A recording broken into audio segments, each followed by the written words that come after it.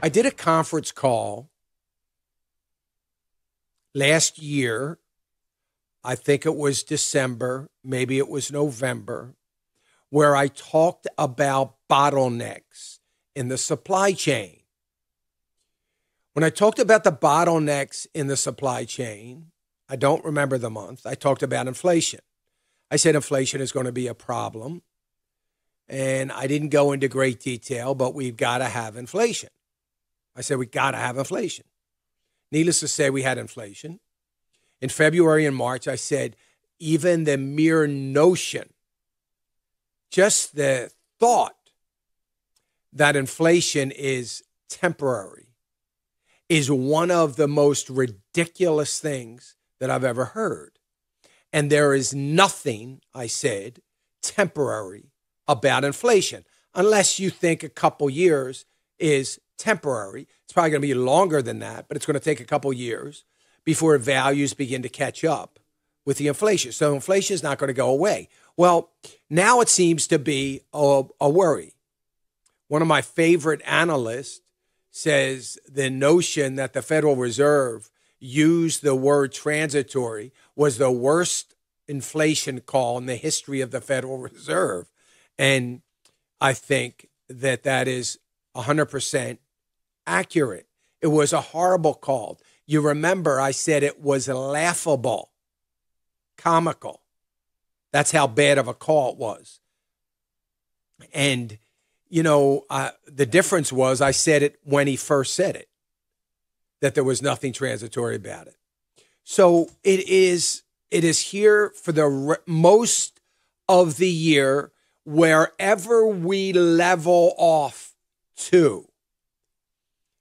It really can't level off. When you look at Procter and Gamble, Kellogg's, Colgate, 3M, major companies. I mean, if you look at 3M, they have 55,000 different products.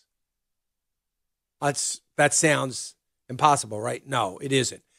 55,000. Now, I might be wrong. It might be 53, it might be 57, but it's real close to that range. That's how many products they have. When Procter and Gamble comes out and says, well, we've got all of these products and we are raising everything across the board 10%. They were one of the first ones to do it. They said they want to get ahead of the curve. I don't know how many products, 20,000 maybe. They're going to raise across the board 10%. And they did. So everything from diapers to napkins to tissues to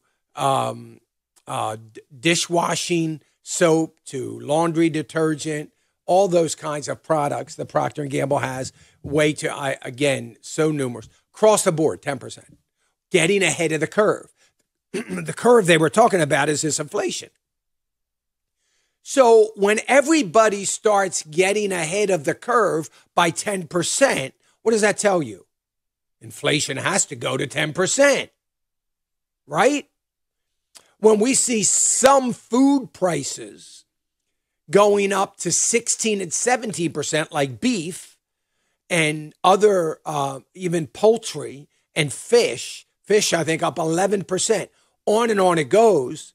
Produce up dramatically. When we see food products going up, it is almost impossible to believe that inflation can sit at 6.8%.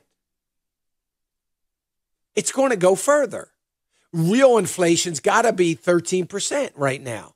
So we're going to go up. We're going to continue to go up. We've got 11.2 million job openings. They got to get filled. The only way they're getting filled is with higher wages. They're not going to get filled with normal, regular wages that we had 2 years ago. That's not going to happen. So inflation is going to go up.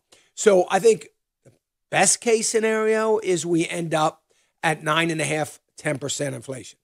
Best case scenario. A lot of that's going to depend on what happens with food, what happens with supply chains, what happens with energy prices that are going to control that to a certain extent. I don't see any way out